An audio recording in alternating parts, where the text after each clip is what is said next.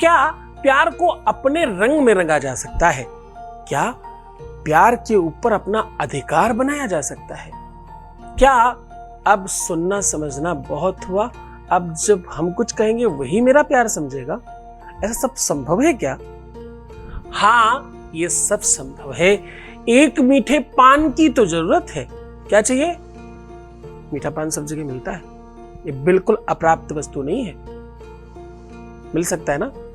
चलो आज इस पर विश्लेषण करते हैं। With astrology.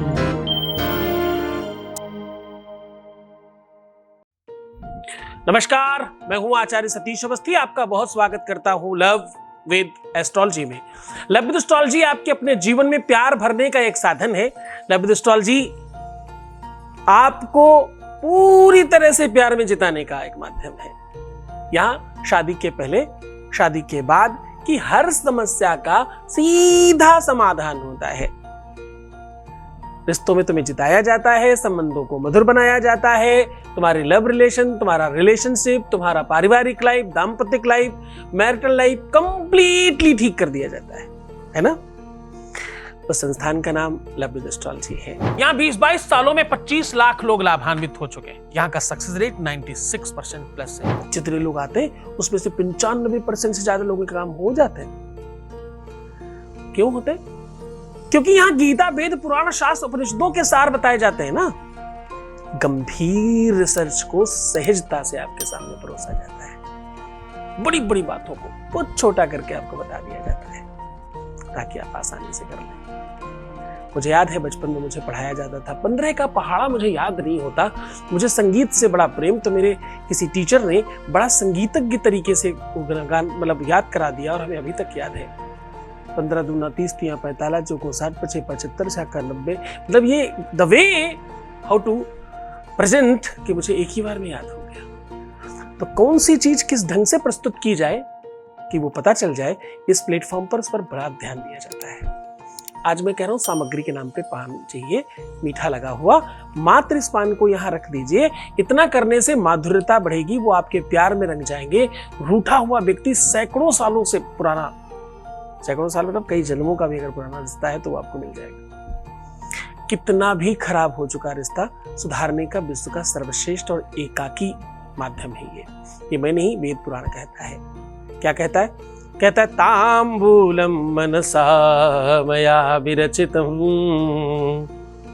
भक्ति प्रभो स्वीकुरु। और फिर छत्रम चामरयोर्युगम व्यजनकम चा आदर्शकम निर्मलम।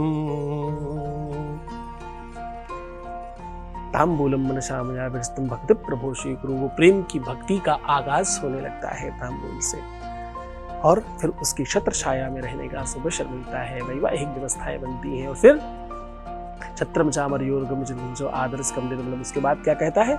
फिर बीड़ा भेर मृदंग का हलकला गीतम च नृत्यम तथा।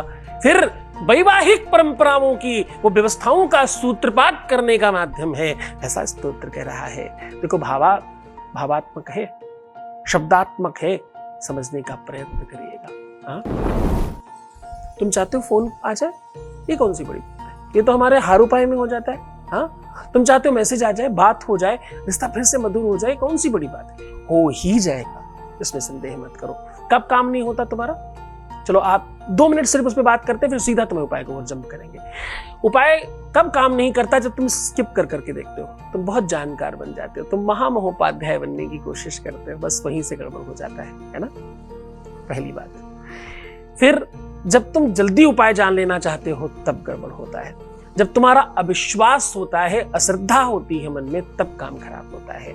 जब तुम चीजों को समझ नहीं पाते तब सब खराब होने लग जाता है। जब गुरु के प्रति जब तुम पूजा करने जाना किसी भी देवता की, उसमें तुम्हें गुरु दर्शन होना चाहिए। तुम्हारी श्रद्धा जब अदृश्यतम बढ़ेगी अंदर से अद्भुत तरीके से, गुरु आदेश ईश्वरीय आदेश लगेगा। जब तुम्हें लगेगा विश्व की सारी चीजें वो आदेश पे की जा सकती है। जब तुम्हें ऐसा लगेगा कि तुम हर हाल में अपना प्रेम पाना चाहते हो और ये प्रेम सिर्फ और सिर्फ तुम्हारे गुरुजी दिला सकते हैं, तो तुम्हारा काम होने लग जाएगा। करके तो देखो, तुम हमारी बात नहीं मानते। हम कहते हैं पानी पिया करो हर आधे घंटे में, जरा कसम खा के बोलना अपने प्यार की, पीते हो प्यार आधे घंटे में? हाँ पीते, पर हर आधे घंटे में तो। हम कहते हैं जी सुंदर बनो, और कितना सुंदर बनो, इतना सुंदर कि रात में भी कोई फोटो खींच ले तो फोटो जेनिक आना चाहिए, दीवार में लगाने लायक फोटो होनी चाहिए। सच में ऐसे हो क्या? तुम ऐसा कर रहे हो? हम कहते हैं जी मुस्कुराओ, और तुम पूरा दिन रोते रहते हो, है ना? तुम हमारी बात नहीं सुनते तो कैसे काम होंगे तुम्हारे? तुम हमारे हिसाब से चलते नहीं, तुम्हारा काम कैसे होगा? 80% तुम्हारा गुरु तुम्हारे लिए तपस्या साधना सब कुछ कर रहा है, 20% तो तुम भी कर लो ना उसकी कही हुई बातों पर। जब ठंडियों में तुम रजाई और कंबल के अंदर लपेट के पड़े होते हो, अपने आप को गर्म कर रहे होते हो कपड़ों के साथ में, तब ठंडे पानी में घंटों घंटों खड़े होकर के तुम्हारे लिए तपस्या करता है गुरुजी तुम्हारा, तभी तो तुम्हारा काम होता है। गुरुजी का आदेश तुम सब मांगते हो, तुम्हें पता है कि गुरु के आदेश से काम हो जाएगा, हाँ ये सत्य है, हो जाएगा। पर तुम्हें पता है ना उस आदेश को देने के लिए तुम्हारे गुरु को कितनी मेहनत, कितनी तपस्या करनी पड़ती। सिर्फ 2 घंटे सोता हूं, हाँ लगातार तुम्हारे लिए प्रयत्नशील हूं। गर्मियों में अपने आसपास आग जला करके हवन करना, यज्ञ करना और तपस्याएं करना, ताकि तुम्हारे काम हो जाए, ताकि तुम्हारे लाइफ में खुशियां आए।